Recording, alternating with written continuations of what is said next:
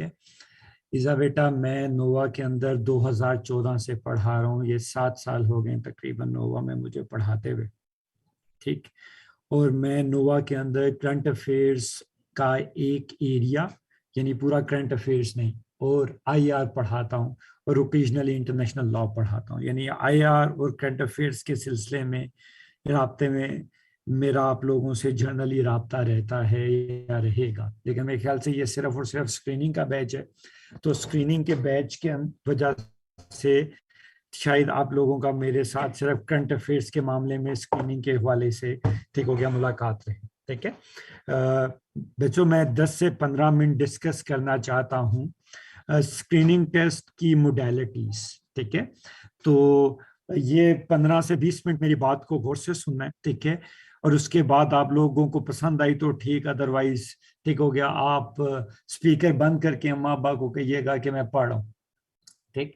तो पहले 15-20 मिनट बात सुन लो। आई होप सो कि आप लोगों को ठीक है कुछ गाइडेंस मिल जाएगी इसकी तैयारी के रेफरेंस से। आमना बेटा, मेरी बात को गौर से सुनोगे, ठीक है। बच्चों, ठीक, जब आप स्क्रीनिंग टेस्ट की बात करते हैं ना, तो screening test automatically MCQ based preliminary test है।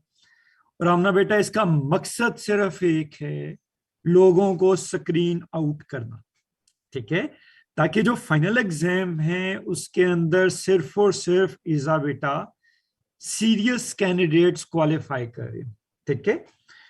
अब अब्दुल्ला, ये तेरे सामने स्क्रीन के ऊपर वो रूल्स हैं जो प्रोवाइड किए एफपीएससी ने related to the screening test exam. हमना बेटा, ये तुम्हारे सामने स्क्रीन के ऊपर वो डिफरेंट रूल्स हैं जो एफपीएससी ने रिलीज किए हैं related to the conduct of screening test, ठीक है। अब इसके अंदर जो सबसे फनी रूल है, वो फनी रूल ये है कि MPT will be a knowledge based test.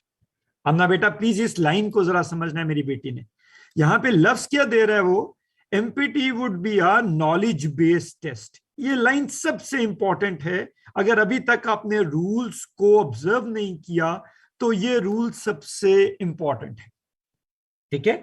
कैसे कैसे ये रूल सबसे ज्यादा इंपॉर्टेंट है, प्लीज इस बात को जरा समझना है, ये बड़ी इंपॉर्टेंट चीज है, ठीक है। देखो अब्दुल्ला मेरा प्यारा भाई, जितने भी ठीक है नॉलेज डोमेन्स है ना, वो बेस करते हैं ब्लूम्स टेक्सोनोमी पे। किस चीज पे बेस करते हैं? ब्लूम्स टेक्सोनोमी पे, ठीक हो गया। जितने भी एकेडमिक डिजाइंस हैं, एग्जाम डिजाइंस हैं, पेडागोगिकल डिजाइंस हैं, टीचिंग मेथडोलॉजीज हैं, कोर्स डिजाइंस हैं, अब्दुल्ला वो किस चीज पे बेस करते हैं? प्रीडोमिनेंटली वो ब्लूम्स टेक्सोनोमी पे बेस करते हैं। अब ब्लूम्स टेक्सोनोमी के अंदर जो सबसे बेसिक लेवल है अब्दुल्ला, वो है नॉलेज का लेवल। नॉलेज के बियॉन्ड है कंप्रीहेंशन, एप्लीकेशन, सिंथेसिस वगैरह का लेवल, ठीक हो गया। लेकिन जो अब्दुल्ला जो सबसे प्राइमरी सबसे बेसिक लेवल है वो है नॉलेज लेवल। नॉलेज लेवल आपका ये जज नहीं कर रहा होता कि आपको सिंथेसिस आता है या नहीं आता, आपको एप्लीकेशन आती है या नहीं आती। वो सिर्फ ये देखता है कि आपको किसी भी चीज के बारे में बेसिक फैक्ट पता है या नहीं पता है, ठीक हो गया।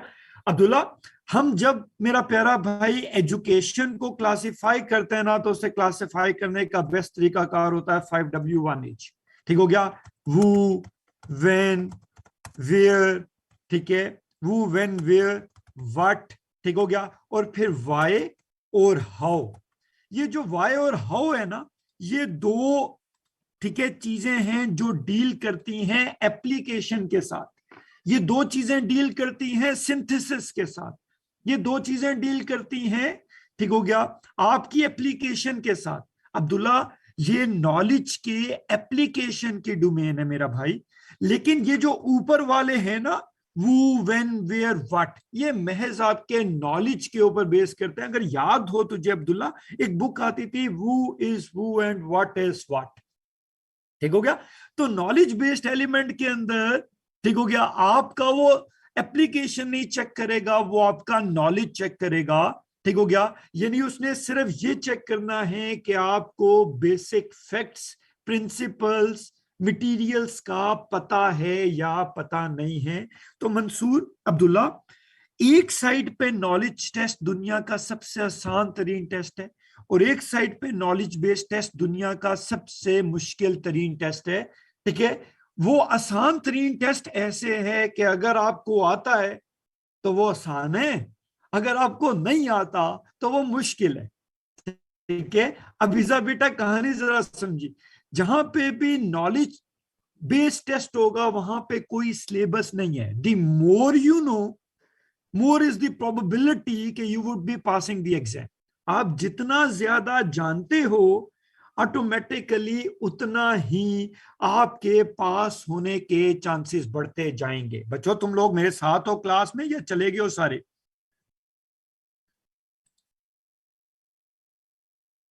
महीन, ठीक है, नूरुल हुदा, जहांजेब, फातिमा, इजा, आयशा, आमिना, कायनात, हम्माद, बुशरा, हिबा, कोमल, अहमद, सारे जिंदा हो मर गए हो? ठीक हो गया, प्लीज इंटरेक्ट करो मेरे साथ। ठीक है, तो प्लीज कहानी समझनी है जोया बेटा कि एफपीएससी डेडिकेटेडली इस एग्जाम को क्वांटिफिकेशन ऑफ नॉलेज के ऊपर बेस कर रही है। वो आपकी स्किल पे बेस नहीं कर रही, वो आपके एनालिसिस पे बेस नहीं कर रही। यानी जोया बेटा रूल नंबर 1 ये है कि जिसको जितना ज्यादा आता है उसके पास होने के चांसेस उतने ज्यादा हैं। ठीक हो गया, और जिसको जितना कम आता है, ठीक हो गया, ऑटोमेटिकली उसके पास होने की प्रोबेबिलिटी उतनी कम है। तो इस लाइन को गौर से जरा समझें कि MPT will be a knowledge based test, meaning that Komal बेटा कि तुम्हें ज्यादा से ज्यादा basic facts about who, when, where, what पता होने चाहिए। वाई या हाउ तुम्हें नहीं पता होने चाहिए। That skill would be testing in your written exam. At movement वो सिर्फ आपसे basic knowledge who, when, where, what को पूछ रहा होगा। हैविंग सेड दैट, अब जब हम सिलेबस ऑफ स्क्रीनिंग टेस्ट को देखते हैं ना अब्दुल्ले, जब हम सिलेबस ऑफ स्क्रीनिंग टेस्ट को देखते हैं तो बुनियादी तौर पे हमने ये देखना है कि ये सिलेबस स्टैटिक है या डायनेमिक है। यानी ये सिलेबस स्टैटिक है या डायनेमिक है। प्लीज इस बात को जरा समझिएगा। ठीक है, स्टैटिक का क्या मतलब है? स्टैटिक का मतलब ये है कि भाई, ठीक है, जितना हमने पढ़ना था वो, ठीक है, पहले से ही फिक्स्ड हो गया या अभी भी कुछ इवॉल्व हो रहा है। तो आपको पता ये चलेगा कि प्रीडोमिनेंटली इस्लामिक स्टडीज का सिलेबस स्टैटिक है, यानी अब्दुल्ला जो कुछ पेपर में आना है वो फिक्स है। इंग्लिश का सिलेबस स्टैटिक है, उर्दू का सिलेबस स्टैटिक है। स्टैटिक से अब्दुल्ला ये पॉइंट समझ रही हो या नहीं समझ रहे? यानी अंग्रेजी के रूल तय हैं, इंग्लिश के रूल तय हैं, वोकैबुलरी तय है। ये कोई ऐसा नहीं है कि नई डेवलपमेंट होगी जिसके नतीजे के अंदर हम लोगों ने कोई तैयारी करनी होगी। मैथ के रूल्स फिक्स हैं, लॉजिकल रूल्स फिक्स हैं, मेंटल एबिलिटीज फिक्स हैं, साइंसेस फिक्स हैं। लेकिन सिर्फ इस पूरे सिलेबस के अंदर सिर्फ दो चीजें हैं जो हैं डायनामिक। एक है करंट अफेयर्स, एक है पाक अफेयर्स, के जिनके बारे में डिस्कशन अभी भी इवॉल्व हो रही होगी। और अब्दुल्ला, क्या मैं ये कह सकता हूं कि पाकिस्तान अफेयर में 70% वो चीजें होंगी जो स्टैटिक होंगी, 30% वो चीजें होंगी जो नई डेवलपमेंट्स होंगी। लेकिन करंट अफेयर के अंदर, ठीक हो गया, आपका 100% एरिया है जो आपका डायनेमिक होगा। मीनिंग दैट कि जो अब्दुल्ला मेरे हिस्से में आया वो वाहिद वो चीज है जिसका सिलेबस नहीं पता। कोमल बेटा, प्लीज मेरी बेटी को ये बात समझ आ रही है या नहीं समझ आ रही है? करंट अफेयर वो वाहिद डोमेन है स्क्रीनिंग टेस्ट का कि जिसका सिलेबस फिक्स नहीं है। कोमल बेटा, ना तुझे पता है कि पेपर में क्या आना है, ना मुझे पता है कि पेपर में क्या आना है। ठीक हो गया ईसा बेटा? अब ईसा बेटा, मेरा ये जुमला सुन के तूने क्लास से भाग नहीं जाना, मेरी धीरानी, मेरी बात पे गौर करना है। ठीक है, अब सबसे पहले पॉइंट को सिर्फ ये समझ लो कि तुम लोगों को इस बात की क्लैरिटी होनी चाहिए कि करंट अफेयर का कोई सिलेबस नहीं है, ठीक है। करंट अफेयर का कोई सिलेबस नहीं है बच्चों। प्लीज 5 से 10 मिनट मेरी बात को गौर से जरा सुनना है, क्योंकि ये तुम लोगों को कोरिलेट रखने की कोशिश करेगी सारी की सारी डायनामिक्स से, ठीक है। अभी जरा बेटा प्लीज ये बात जरा समझिए, करंट अफेयर्स का सिलेबस स्टैटिक नहीं जोया बेटा, करंट अफेयर का सिलेबस है डायनामिक, मीनिंग दैट कि ये, ठीक है, हर गुजरते दिन के साथ बदल रहा है। और इसके अंदर एक बहुत बड़ा रिस्क फैक्टर है जोया बेटा।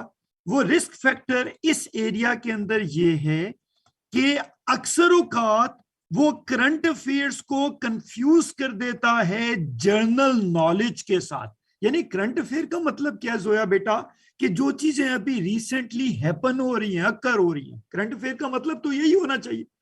लेकिन अक्सर औकात वो करंट चीज नहीं पूछता, वो करंट अफेयर के अंदर अंडरस्टैंड कर लेता है कि मैंने हिस्टोरिकल चीजें पूछनी है, ठीक हो गया। फॉर एग्जांपल वो तेरे से पूछना शुरू कर देगा कि वर्ल्ड वॉर 1 कब हुई थी, वर्ल्ड वॉर 2 कब हुई थी, ट्रीटी ऑफ वेस्टफिलिया कब हुई थी, बोल्शेविक रेवोल्यूशन कब हुआ था, ठीक है, रामसेस 2 कौन है, वगैरह वगैरह वगैरह वगैरह वगैरह। यानी जोया बेटा वो करंट अफेयर के नाम पे तेरे से जर्नल नॉलेज पूछना शुरू कर देता है। तो सबसे बड़ा रिस्क इस डोमेन में क्या है? इस डोमेन में सबसे बड़ा रिस्क ये है कि क्या वो तुम्हारे से करंट अफेयर ही पूछता है या वो तुम्हारे साथ हिस्ट्री में चला जाता है, क्योंकि ठीक है स्टेटमेंट उसकी वही रहेगी कि MPT will be a knowledge based test. Zoya बेटा यहां तक मेरी बेटी को बात समझ आ गई, ठीक है। अब महीन, हैविंग सेड दैट, अब्दुल्ला ये बात करने के बाद एज अ टीचर क्या मेरा ये काम है कि मैं ये डिटरमिन करने की कोशिश करूं कि वो किन कॉन्टूर्स के दरमियान कोमल बेटा खेल रहा है? एज अ टीचर क्या मेरी ये ड्यूटी है कि मैं ये डिटरमिन करूं कि वो इस पूरे प्रोसेस में किन कॉन्टूर्स के अंदर खेल रहा है? तो कोमल बेटा इस मद में, ठीक हो गया, मैंने डिफरेंट चीजों को प्रोब करने की कोशिश की with other faculty members of Nova, predominantly sir Mohammad Ali Khan. अब अब्दुल्ला कहानी जरा समझेगा। अब्दुल्ला रियलिटी एक शेप हो रही है कोमल, और वो रियलिटी ये है कोमल कि एफपीएससी के पास एक रिपोजिटरी है ऑफ एमसीक्यूज की। महीन ये पॉइंट्स गौर से जरा समझना है। एमसीक्यूज की एक रिपोजिटरी है किसके पास? एफपीएससी के पास। और वो उस रिपोजिटरी से पेपर को शेप देते हैं। महीन ये कहानी, ठीक है, गौर से सुननी है। महीन तेरे दिमाग में ये आ रहा होगा मेरी धीरानी कि हसन भाई स्क्रीनिंग का तो पेपर पहली दफा हो रहा है, इसके लिए कौन सी रिपोजिटरी है? तो स्क्रीनिंग का पेपर पहली दफा हो रहा है, लेकिन एफपीएससी 100 मार्क्स वाले पेपर तो हर दूसरे दिन से पिछले 40-50 साल से ले रही है या ना अब्दुल्ला? एमसीक्यूज के पेपर तो एफपीएससी ले रही है ना, चाहे वो एफआईए हो, चाहे वो आईबी हो, ठीक है, चाहे वो, ठीक है, नैब हो। जोया बेटा एफपीएससी ये पेपर्स साला साल से ले रही है। अब कोमल बेटा हमारे जराए ये कहते हैं कि एफपीएससी ने एक रिपोजिटरी ऑफ इंफॉर्मेशन बनाई हुई है, ठीक है अब्दुल्ला। रिपोजिटरी ऑफ इंफॉर्मेशन के जरिए वो सिर्फ फिगर आउट करते हैं, ठीक है, क्वेश्चंस रैंडम वैल्यू पे। यानी मंसूर फॉर एग्जांपल मेरे और तेरे लैपटॉप के अंदर मिसाल से 5000 एमसीक्यूज पड़े हुए, हमने कोई पेपर सेट करना है तो हम रैंडमली उन 5000 से 100 एमसीक्यूज निकाल लेंगे, ठीक है अब्दुल्ला। अब अब्दुल्ला एन मुमकिन है कि वो एमसीक्यूज ऐसे हों जिनके आंसर फिक्स्ड हो। फॉर एग्जाम्पल पाकिस्तान कब बना? 14 अगस्त 1947 को बना, आंसर फिक्स्ड है। लेकिन यूएसए का मौजूदा सेक्रेटरी ऑफ स्टेट कौन है, ये आंसर फिक्स नहीं है। तो अब्दुल्ला, एफपीएससी के पास एक ही रिपोजिटरी है, उसी से रैंडमली वो क्वेश्चन उठाता है, ठीक हो गया, और उसके क्वेश्चंस के आंसर्स को एक बार दोबारा से वेरीफाई कर लेता है कि क्या ये क्वेश्चंस के आंसर अपडेट तो नहीं हो गए। मीनिंग दैट कि अब्दुल्ला, मेरे और तेरे लिए ये नॉलेज बेस्ड टेस्ट है। मीनिंग दैट कि हमें दुनिया का हर नॉलेज पढ़ना है, लेकिन एफपीएससी के पास ये जो नॉलेज है वो उनकी रिपोजिटरी के अंदर फिक्स्ड है, यानी वही डोमेन बार बार बार बार बार बार पेपरों में आ रही है। ये पॉइंट सब लोगों ने पकड़ा या नहीं पकड़ा?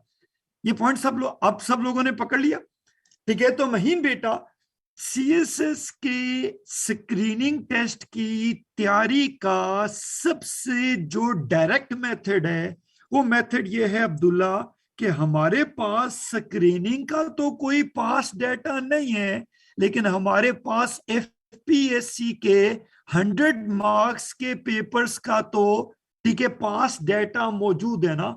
हम उधर से ये प्रोबेबिलिटी निकाल लें कि कौन कौन से क्वेश्चन एफपीएससी के इम्तिहानों में पास्ट में आते रहे हैं, ऑटोमेटिकली वही क्वेश्चन या उसी डोमेन के क्वेश्चंस ही आप लोगों को स्क्रीनिंग टेस्ट के अंदर आएंगे। बच्चों, अगर ये लॉजिक तुम लोगों को समझ आ गया तो मुझे ओके कॉल दो।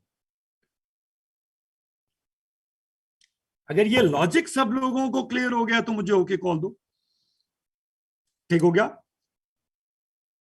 बच्चों, आसान जुबान में कोमल, एफपीएससी कई सालों से 100 मार्क्स के डिफरेंट स्केल्स के एमसीक्यूज बेस्ड पेपर्स कंडक्ट कर रही है।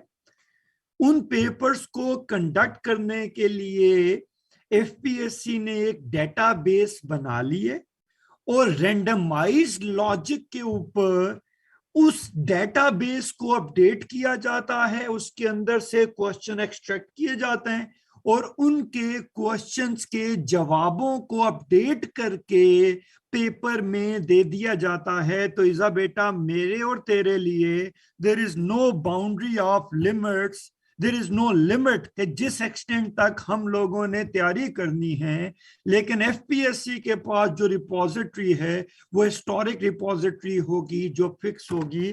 तो हमें इजा बेटा प्लीज परेशान होने की जरूरत नहीं है, हमें एक तरीके से स्मार्ट वर्क करना पड़ेगा। इजा बेटा, हमें एक तरीके से स्मार्ट वर्क करना पड़ेगा कि हम लोग ये मेक श्योर करें कि हम लोग पास हो जाएं 66 नंबर लेके। अब्दुल्ला, वो कैसे? कि हमें ये पता है कि स्क्रीनिंग के नंबर्स फाइनल रिजल्ट के अंदर रोल प्ले नहीं कर रहे, हमने मिनिमम परसेंटेज लेके पास होना है, हमारी अटेम्प्ट वेस्ट नहीं होगी। तो हम स्मार्ट वर्क के अंदर ये आइडेंटिफाई कर लें कि हमारे पास कौन कौन से एरियाज वो एरियाज हैं जहां से सवाल आने के ज्यादा चांसेस हैं, ठीक है। अब अब्दुल्ला काइंडली कैमरे में मेरी तरफ 1 मिनट देखेगा, ठीक है। ये महीन बेटा तुम्हारे सामने एक बुक आ रही है, महीन बेटा ये तुम्हारे सामने एक बुक आ रही है जो तुमने नहीं पढ़नी। अब्दुल्ला, इसके अंदर पिछले 20 साल से एफपीएससी ने जितने भी क्वेश्चंस 100 मार्क्स के क्वेश्चन 100 मार्क्स के पेपर किए, पास्ट पेपर्स इस बुक में मौजूद है। महीन बेटा, इस बुक के अंदर पिछले 100 साल, पिछले 10 साल के एफपीएससी ने जितने भी एमसीक्यूज बेस्ड एग्जाम्स कंडक्ट किए हैं ना, वो पास्ट पेपर मौजूद है। जोया बेटा, ये बात समझ आ गई? अब जोया बेटा, मैं इन 10 साल के एक एक पेपर पे गया, मैं इन 10 सालों के एक एक पेपर पे गया और मैंने एरियाज को मार्क करना शुरू किया कि इन डोमेन्स में से ज्यादातर वो किन चीजों के बारे में सवाल पूछ रहा है। महीन बेटा वो किन चीजों के बारे में सवाल पूछ रहा है? ठीक है, प्लीज सारे लोग मेरी बात सुन रहे हो, सारे मेरी तरफ फोकस्ड हो। जोया बेटा प्लीज अब जरा इन एरियाज को मार्क कर लेजा बेटा। नंबर 1 चीज, भाईजान को बहुत ज्यादा मोहब्बत है यूएसए से। एफपीएससी को बहुत ज्यादा मोहब्बत है यूएसए से। वो यूएसए के बारे में सवाल बहुत ज्यादा पूछ रहा है। और यूएसए के बारे में सवाल वो क्या पूछ रहा है? यूएसए के बारे में वो सवाल पूछ रहा है मेनली अपॉइंटमेंट्स के मौजूदा सेक्रेटरी ऑफ स्टेट कौन है, मौजूदा इलेक्शन कब हुए, कितनी सीटें थी, वगैरह वगैरह वगैरह वगैरह वगैरह। तो अच्छा बेटा पहला एरिया मार्क कर ले कि वो यूएसए की अपॉइंटमेंट्स, यूएसए के इलेक्शंस, यूएसए के इंपॉर्टेंट इवेंट्स के बारे में लाजमी तौर पे सवाल पूछ रहा है। पहली चीज क्लियर हो गई। जो दूसरी चीज वो सबसे ज्यादा पूछता रहा है पास्ट पेपर्स में, ठीक हो गया, दूसरी चीज वो जो सबसे ज्यादा पूछता रहा है पास्ट पेपर्स में वो है इंटरनेशनल ऑर्गेनाइजेशंस। और इंटरनेशनल ऑर्गेनाइजेशंस में वो प्रीडोमिनेंटली 3 चीजें बहुत ज्यादा पूछता रहा है। नंबर 1, हेडक्वार्टर किधर है, इस साल का समिट किधर हुआ, किस मुल्क में हुआ, किस डेट के अंदर हुआ, और ये समिट ठीक है इन टर्म्स ऑफ नंबर 5वां समिट था, 6ठा समिट था, 7वां समिट था, यानी ऑर्डर, यानी इंटरनेशनल ऑर्गेनाइजेशंस के बारे में वो प्रीडोमिनेंटली सवाल पूछता रहा है। अब्दुल्ला 2 एरिया समझ आ गए। यूएसए के बारे में वो सवाल पूछता रहा है, इंटरनेशनल ऑर्गेनाइजेशंस के बारे में वो सवाल पूछता रहा है, हेडक्वार्टर्स के समिट की डेट, ऑर्डर, ठीक हो गया। तीसरी चीज वो जो इंपॉर्टेंटली पूछता रहा वो पूछता रहा विजिट्स के बारे में। और विजिट्स किसके? पाकिस्तान के प्राइम मिनिस्टर, पाकिस्तान के chief of army staff, Pakistan के प्रेसिडेंट या किसी और मुल्क के प्रेसिडेंट के पाकिस्तान के, वो विजिट्स के बारे में बहुत सिग्निफिकेंटली पूछता रहा। 3 चीजें हो गई। चौथी चीज वो सीपेक के बारे में पूछता रहा है। बेसिक इंफॉर्मेशन मंसूर, सीपेक क्या है, उसके अंदर कितने कॉरिडोर हैं, क्या वॉल्यूम है, वगैरह वगैरह वगैरह वगैरह वगैरह। अब्दुल्ला 4 चीजें हो गई। 5वीं चीज है, ठीक हो गया, वो एग्रीमेंट्स के बारे में बहुत ज्यादा पूछता रहा है। Security agreements, political agreements, economic agreements वगैरह वगैरह वगैरह, वो एग्रीमेंट्स के बारे में बहुत ज्यादा पूछता रहा है, ठीक हो गया। जो 6ठी चीज है वो स्पोर्ट्स के बारे में बड़ा क्रिटिकल रहा है करंट अफेयर्स में। करंट अफेयर में वो स्पोर्ट्स के मामले में बड़ा क्रिटिकल रहा। अब्दुल्ला 6 चीजें हो गई, ठीक हो गया। 7वीं चीज जो वो पूछता रहा है वो कॉन्स्टिट्यूशनल अमेंडमेंट्स, प्रीडोमिनेंटली 18वीं अमेंडमेंट और 25वीं अमेंडमेंट और 58(2)(b, ठीक हो गया। इन 3 कॉन्स्टिट्यूशनल अमेंडमेंट्स के बारे में बहुत ज्यादा पूछता रहा है। जोया बेटा यहां तक बात समझ आ गई, ठीक है। फिर 8वीं चीज वो, ठीक है, ग्लोबल समिट्स, इस साल कोई मेजर समिट्स हुए हैं उनके बारे में पूछता रहा है। 9वीं चीज वो कोई वॉर्स हुई हैं उनके बारे में पूछता रहा है, ठीक हो गया। फिर 10वीं चीज जिसके बारे में वो बड़ा क्रिटिकल रहा है वो है नोबेल प्राइजेस, किसी भी साल के डोमिनेंट नोबेल प्राइजेस, ठीक है जोया बेटा। बेटा 11वीं चीज जो वो पूछता रहा है वो न्यूक्लियर इश्यूज के बारे में बेसिक चीजें पूछता रहा है, ठीक है मही। 12वीं चीज वो रिलेशंस के बारे में प्रीडोमिनेंटली बहुत पूछता रहा है। 13वीं चीज वो इंटरनेशनल डेज, यानी environmental day, women day, days के बारे में बहुत पूछता रहा है, ठीक है, डेज के बारे में वो बहुत पूछता रहा है, ठीक हो गया। International peace day, human rights day, environment day वगैरह वगैरह वगैरह वगैरह वगैरह, वो डेज के बारे में बहुत पूछता रहा है। फिर अब्दुल्ला, अगर कोई हाईलाइटेड ग्लोबल या लोकल मूवमेंट आई, वो उसके बारे में बहुत पूछता रहा है। ठीक हो गया। For example international black day, black lives matter, वो मूवमेंट्स के बारे में बहुत पूछता रहा है। वो मूवमेंट्स के बारे में प्रीडोमिनेंटली बहुत ज्यादा पूछता रहा है। ये रिलेशंस के अंदर वही पाक ईरान के रिलेशंस, ईरान का विजिट वगैरह वगैरह।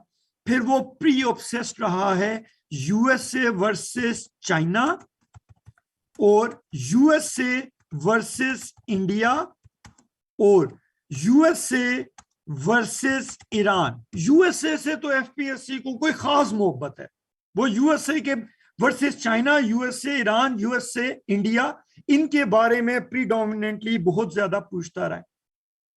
ठीक हो गया। फिर ठीक है जोया बेटा, अगर अगली चीज के ऊपर जाएं तो वो अपॉइंटमेंट्स के बारे में ज्यादा पूछता रहा है। वो अपॉइंटमेंट्स के बारे में ज्यादा पूछता रहा है। और एक बहुत सिग्निफिकेंट चीज है और वो है इन्वायरमेंटल इश्यूज, इनके बारे में बहुत ज्यादा पूछता रहा है।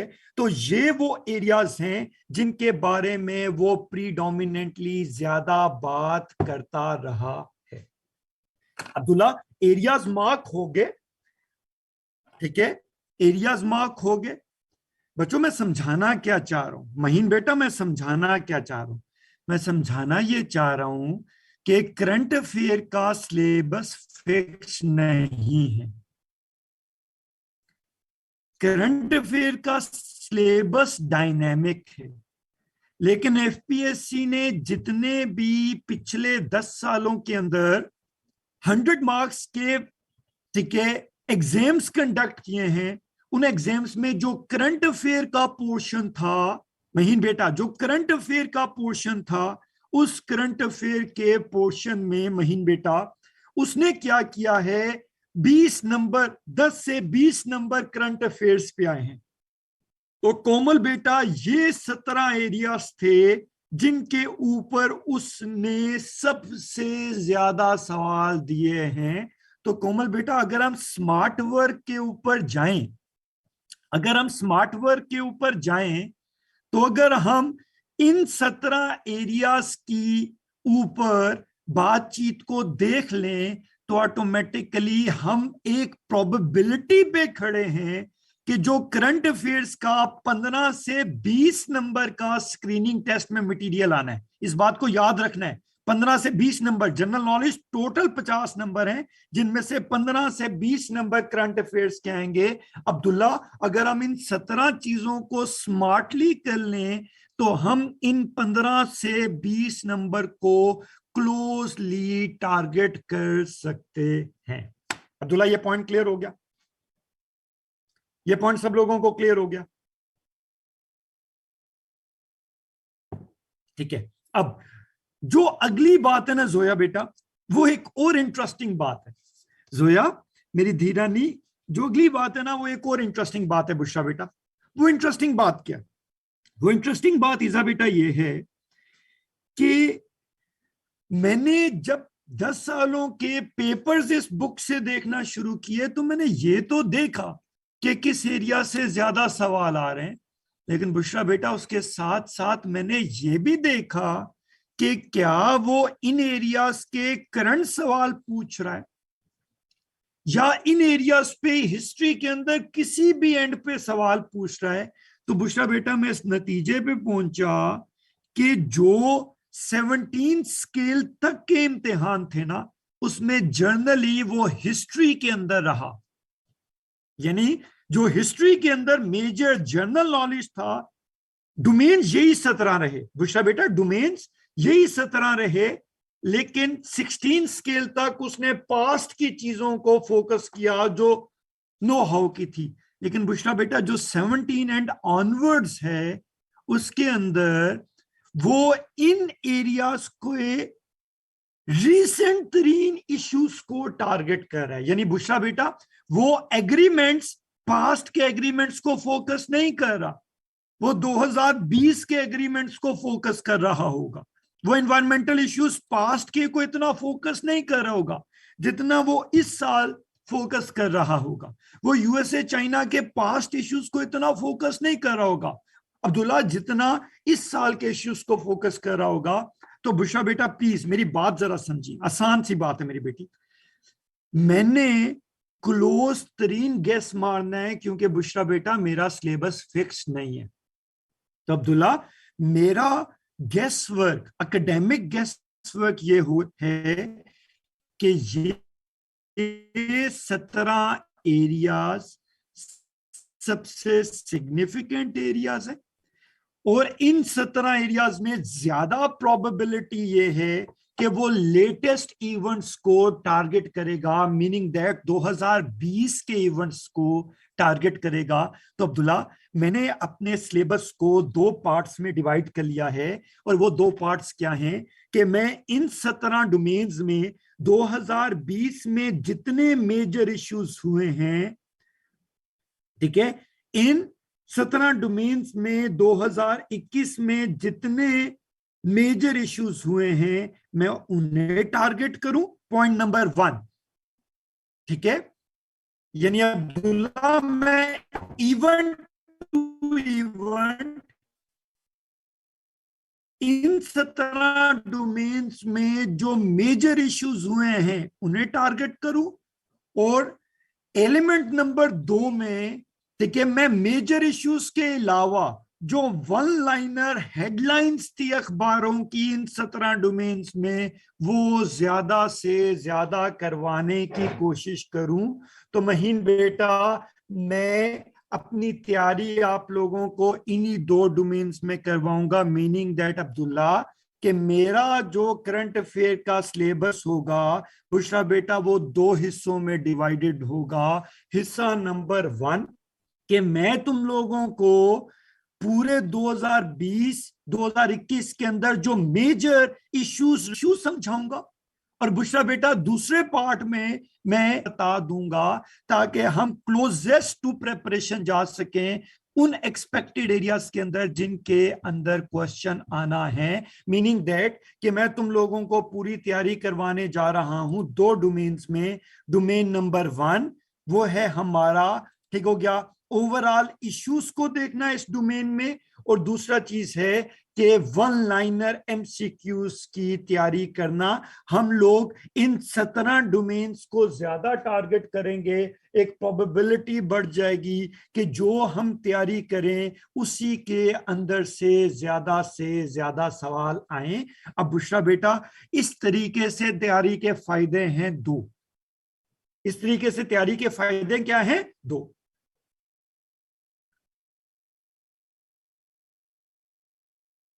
फायदा नंबर 1 अब्दुल्ला, फायदा नंबर 1 ये है कि आप लोगों का स्क्रीनिंग टेस्ट की तैयारी हो जाएगी।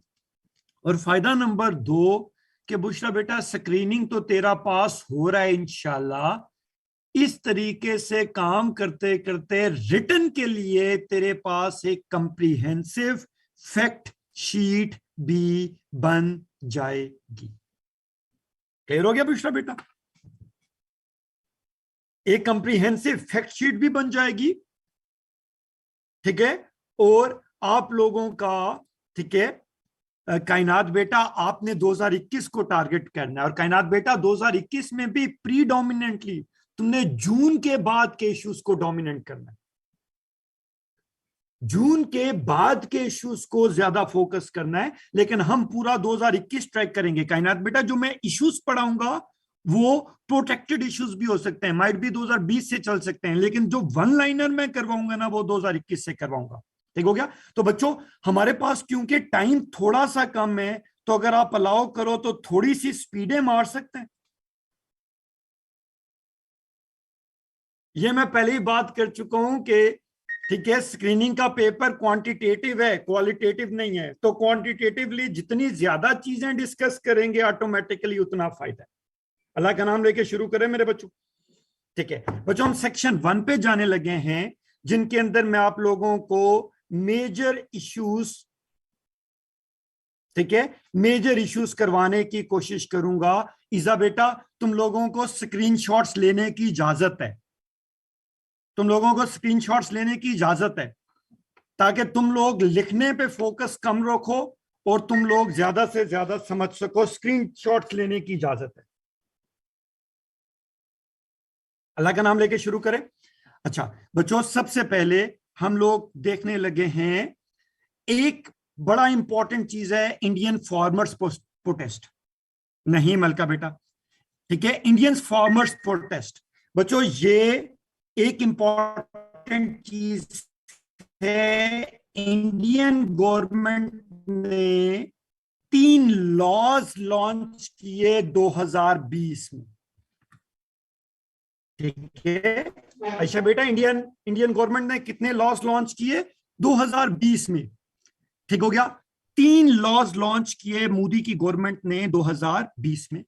ये इशू पूरी दुनिया की अखबारों का सबसे बड़ा इशू बना रहा। इसको, ठीक है, आप पूरे साल के सबसे बड़े प्रोटेस्ट के तौर के ऊपर भी डिस्कस कर सकते हैं कि इसकी बुनियाद के ऊपर सबसे ज्यादा प्रोटेस्ट करने की कोशिश की गई, ठीक हो गया। यानी इंडियन फार्मर प्रोटेस्ट ऑफ 2020, इसको आप लोगों ने biggest protest of the year के तौर पे मार्च करना है। इसका मेन इशू क्या है अब्दुल्ला? बुनियादी तौर पे इंडिया की हुकूमत ने 3 लॉज फॉर्मुलेट किए। किस तरीके से 3 लॉज फॉर्मुलेट किए, ठीक है, एग्रीकल्चर रिफॉर्म्स के लिए। अब्दुल्ला बेटा 3 लॉज मेनली क्या हैं? पॉइंट नंबर 1, अब्दुल्ला, जैसे हमारी हुकूमत इमदादी कीमत लॉन्च करती है ना, कि गंदम की इमदादी कीमत ये होगी, गन्ने की इमदादी कीमत ये होगी, ठीक हो गया। इंडियन हुकूमत ने कहा कि इमदादी कीमत फोर्सेस डिटरमिन करेंगी, ठीक हो गया। दूसरी चीज ये कि जो जो मिडल मैन था, आरती था, वो निकाल दिया और किसान को कहा कि वो डायरेक्टली किसी भी बंदे को अपने के पास डायरेक्टली सेल कर सकते हैं। 2 चीजें। और तीसरी चीज, मल्टीनेशनल कंपनीज को अलाउ कर दिया कि वो डायरेक्टली मैस फॉर्म्स कॉन्ट्रैक्ट कर सकते हैं। अब्दुल्ला, इस लड़ाई का किसानों की चीज ये थी कि भाई अगर हुकूमत हमारी फसल की मिनिमम पेमेंट की प्रोटेक्शन को इंश्योर नहीं करेगी तो इसका सबसे बड़ा प्रॉब्लम ये होगा कि जो मल्टीनेशनल कंपनीज हैं वो एक्सप्लॉइट करेंगी और हुकूमत की पैट्रनेज ना होने की वजह से, ठीक हो गया, हम लोगों को मिनिमम जो अर्निंग्स मिलनी है फसलों की वो प्रोटेक्टेड नहीं होगी। Rule number 1। रूल नंबर 2, उसने ये कहा कि जब आप आढ़तियों को, मिडल मैन को एलिमिनेट कर देंगे तो ऑटोमेटिकली हम लोगों को डेडिकेटेड मार्केट प्लेस नहीं मिलेगी। और नंबर 3 चीज ये कि जब आप मल्टीनेशनल कंपनीज को मैस फॉर्म कॉन्ट्रैक्ट की इजाजत दे देंगे तो मल्टीनेशनल कंपनीज आएंगे, बड़े बड़े सरमायादार आएंगे और वो हमारी जमीनों को, ठीक है, कॉन्ट्रैक्ट में लेके आहिस्ता आहिस्ता एग्रीकल्चर लैंड को इंडस्ट्रियल लैंड में ट्रांसफॉर्म करने की कोशिश करेंगे। तो रूल सिर्फ ये याद रखना है कि 2020 के अंदर इंडियन गवर्नमेंट ने 3 बिल्स दिए। उन 3 बिल्स के नतीजे में पूरे के पूरे पंजाब से, हरियाणा और उत्तर प्रदेश से, पंजाब, हरियाणा, उत्तर प्रदेश, इन 3 स्टेट से, ठीक हो गया, जो मुजाहरे थे, प्रोटेस्ट थे, वो शुरू हुए और वो मुजाहरे फैलते फैलते पूरी दुनिया के अंदर फैल गए। ये जो 3 रूल थे ऑटोमेटिकली, ये जो प्रोटेस्ट थे ये ऑटोमेटिकली 2020-21 का किसी भी किस्म का सबसे बड़ा ग्लोबल प्रोटेस्ट रिकॉर्ड किया जाएगा, जिसमें, ठीक हो गया, यूके और कनाडा प्रीडोमिनेंटली शामिल हो गए। क्यों? क्योंकि वहां पे सिख कम्युनिटी डोमिनेंटली एग्जिस्ट करती है। मेरे बच्चों, अगर बिगेस्ट इशू का समझ आ गया और उसका ग्राउंड समझ आ गया तो मुझे ओके कॉल दो, ठीक है। अब आगे चलते हैं। जोया बेटा, स्क्रीनशॉट आप हर स्लाइड की ले सकते हो, ठीक है। अब आगे चलेंगे। अब अगली जो चीज है वो है ब्रेग्जिट की टाइमलाइन। बुशरा बेटा, ब्रेग्जिट की टाइमलाइन, मेरी बेटी स्क्रीनशॉट साथ साथ लेते जाना, ठीक है। अब नूरुल हुदा बेटा, जो इसमें इंपॉर्टेंट चीज है वो ये चीज है कि ब्रेग्जिट का जो रेफरेंडम हुआ था वो 23 जून 2016 को हुआ था। ब्रेग्जिट का रेफरेंडम कब हुआ था? ये 23 जून 2016 को हुआ था, ठीक हो गया। इसके अंदर जो एग्जिटर्स थे वो 52% थे, यानी जिन लोगों ने यूके को एग्जिट करना चाहिए, जिन्होंने इस चीज पे साइन किया था, वो 52% थे। और ठीक है बुशरा बेटा, जो इस टाइम, ठीक है, यूरोपियन यूनियन की, ठीक है, लॉ है, उसे कहते हैं लिस्बन ट्रीटी ऑफ 2009। इस टाइम यूरोपियन यूनियन की मेजर ट्रीटी कौन सी है? लिस्बन ट्रीटी ऑफ 2009, ठीक है। अब जो भी मुल्क यूरोपियन यूनियन से निकलने की कोशिश करेगा, ऑटोमेटिकली उससे आर्टिकल 50 ऑफ लिस्बन ट्रीटी के अकॉर्डिंगली ऑपरेट करना होगा। यानी बुशरा बेटा, दूसरा एमसीक्यू क्या हो गया? जून 23, 2016 के अंदर ब्रेग्जिट का रेफरेंडम हुआ। 52% लोगों ने कहा कि हमने ब्रेग्जिट करना है, यूरोपियन यूनियन के अंदर नहीं रहना। अब जो अब्दुल्ला यूके ने यूरोपियन यूनियन से निकलना था, ठीक है क्या, वो इनखिला एग्जिट का प्रोसेस किस आर्टिकल के अकॉर्डिंगली होगा? आर्टिकल 50 के अकॉर्डिंगली होगा, जिसमें लिस्बन ट्रीटी ऑफ 2009 के आर्टिकल 50 के अकॉर्डिंगली होगा। अब्दुल्ला बेटा, इसके अंदर एग्जिट करने के लिए दो चीजें होंगी, डील या नो डील। डील का क्या मतलब है कि यूरोपियन यूनियन यूके के साथ बैठ के कोई फॉर्मली डील डिटरमिन करेगा। और डील डिटरमिन करने का क्या मतलब है कि भाई दोनों तय करेंगे कि भाई वो खुला कैसे होगी, और साथ ही ये डिटरमिन किया जाएगा कि भाई, ठीक हो गया, एग्जिट का मोड क्या होगा और पोस्ट एग्जिट ताल्लुकात कैसे चलेंगे। तो बुनियादी तौर पे यूके का लॉ ये कहता है कि जो भी डील करनी है वो डील हाउस ऑफ कॉमन से अप्रूव करवाना जरूरी है। तो मेन इशू क्या चल रहा था 2017 से लेके 2020 तक? डील या नो डील, डील या नो डील, डील या नो डील, डील या नो डील, ठीक हो गया। अब इसके अंदर 3 प्राइम मिनिस्टर गए। अब्दुल्ला, कितने प्राइम मिनिस्टर गए? 3 प्राइम मिनिस्टर गए। सबसे पहले ब्रेग्जिट के चक्कर में डेविड कैमरॉन गया, फिर थेरेसा मे गई, और फिर बोरिसन गया। और बोरिसन एक दफा जाके दोबारा प्रेसिडेंट होके आया है। और जो डील साइन हुई ना, एग्जिट की डील साइन हो गई, वो साइन हुई दिसंबर 2020 में। दिसंबर 2020 में। चुनाचे जो ब्रेग्जिट है वो नो डील के साथ नहीं हुआ, डील के साथ हुआ है। 3 प्राइम मिनिस्टर, आर्टिकल 50, 52% ऑफ एग्जिटर्स, दिसंबर 2020 में डील हो गई। चुनाचे जो ब्रेग्जिट है वो फॉर्मली यूके का इल्हाक हुआ है। आयशा बेटा, जो यूके का एग्जिट हुआ है वो जनवरी 1 के बाद हुआ है, यानी जनवरी 1, 2021 ऑनवर्ड यूके यूरोपियन यूनियन का हिस्सा नहीं है। और ये थ्रू अ डील हुआ है, नो डील एग्रीमेंट इसमें एग्जिस्ट नहीं करता। अब आयशा बेटा, तूने मेरे से सवाल पूछा कि हसन भाई ये ब्रेग्जिट क्या है? ब्रेग्जिट, मेरी बेटी इधर देख, बीई का मतलब है ब्रिटेन, और एग्जिट का मतलब है कि यूरोपियन यूनियन से यूके यानी ब्रिटेन एग्जिट करना चाहता है। यानी आयशा बेटा, 23 जून 2016 में यूके के अंदर एक रेफरेंडम हुआ कि यूके को यूरोपियन यूनियन के साथ रहना चाहिए या एक अलहदा मुल्क के तौर पे, एक इंडिपेंडेंट यूनियन के तौर पे ऑपरेट करना चाहिए। तो ये जो रेफरेंडम हुआ, इस रेफरेंडम को शॉर्ट फॉर्म में कहते हैं ब्रेग्जिट। आयशा बेटा, पूरी कहानी समझ आ गई। अब अब्दुल्ला, इस स्लाइड से तुझे क्या क्या एक्सट्रैक्ट्स मिलती हैं? बुनियादी तौर पे तुझे 4 एमसीक्यूज के रेलिवेंट एक्सट्रैक्ट्स मिलती हैं।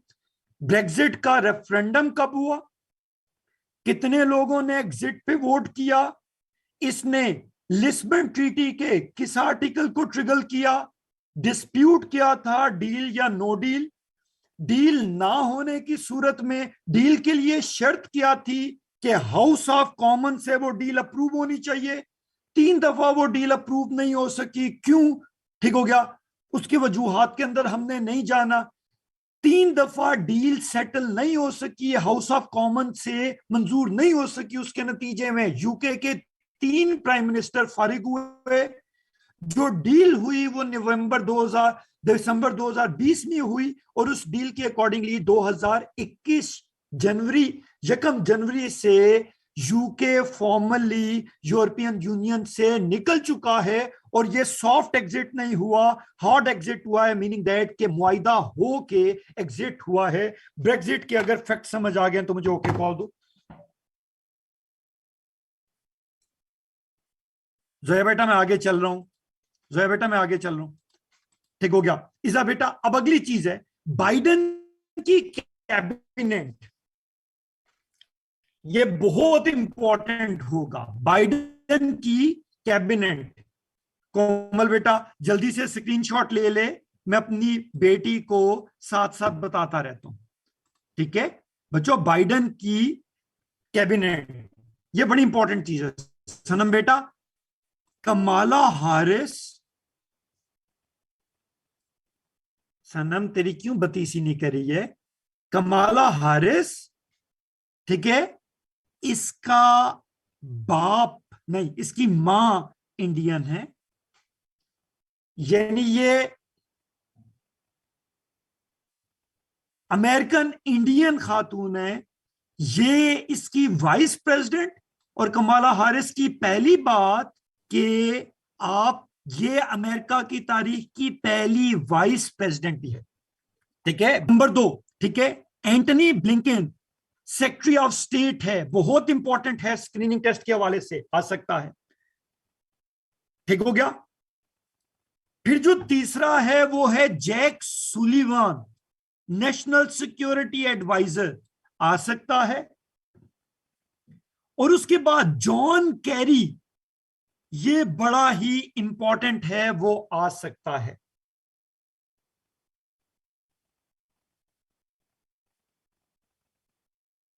उमर मुझे तेरे मैसेज की समझ नहीं आई मेरी जान।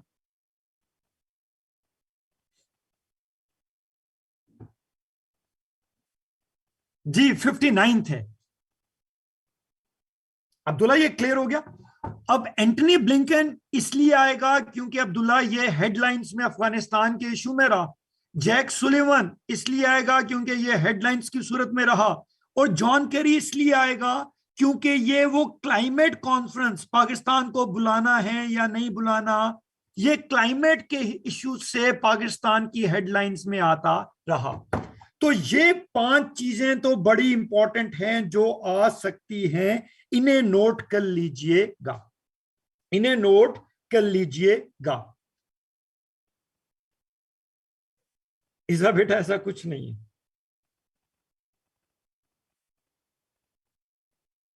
मेरा बेटा अब तू ज्यादा डिमांडिंग ना हो जाना।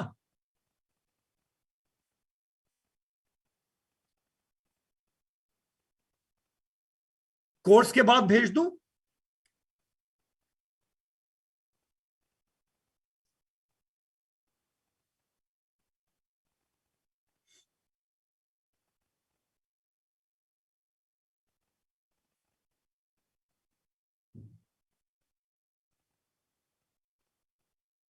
बच्चों ये 5 चीजें बड़ी इंपॉर्टेंट होंगी स्क्रीनिंग के लिए। मेरा अब इसका ये मतलब नहीं है कि तू मेरे ऊपर है, मेरा इरादा बदल भी सकता है, ठीक है, नोट कर निकम्मी।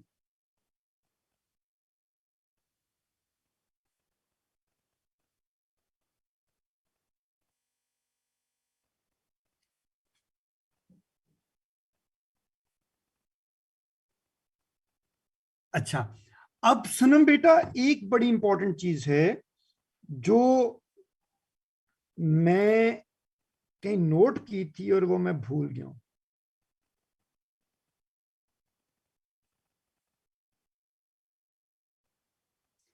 बच्चों 3 नाम नोट करो महीन बेटा। एक नाम नोट करो सलमान अहमद,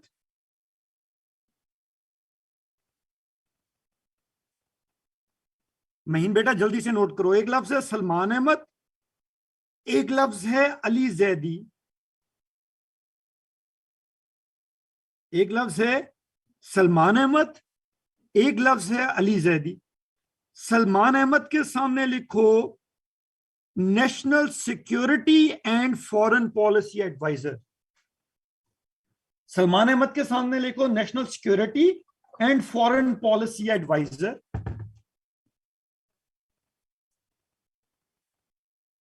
सलमान अहमद के सामने लिखो national security and foreign policy adviser. और अली जैदी के सामने लिखो deputy White House national climate adviser.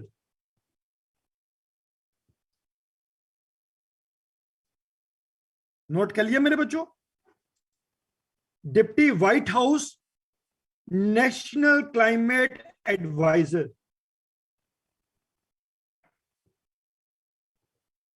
Note कर लिया?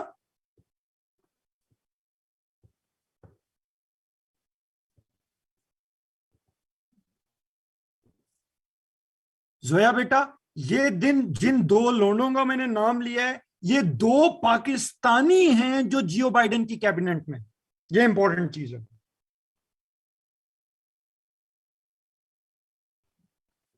ये 2 पाकिस्तानी हैं जो जियो बाइडेन की पॉलिसी टीम के अंदर शामिल हैं। इन दोनों के बारे में एमसीक्यूज भी इंपॉर्टेंट होगा। तो मेरे बच्चों ये स्लाइड नोट कर लीजिएगा। आयशा पूछती है वो जियो बाइडेन। आयशा बेटा अमेरिका का प्रेसिडेंट है, खोते का पुत्र। ये जो मनूस तुझे नजर आ रहा है ना बाबा साहब, आयशा ये निकम्मा आदमी जियो बाइडेन है। आगे चलूं? ठीक है, चलो मेरे बच्चों अब आगे चलते हैं। अब अगली चीज है एग्रीमेंट की। महीन एक बड़ा ही इंपॉर्टेंट एग्रीमेंट है जिसे कहा जाता है Chinese comprehensive agreement on investment, CAI।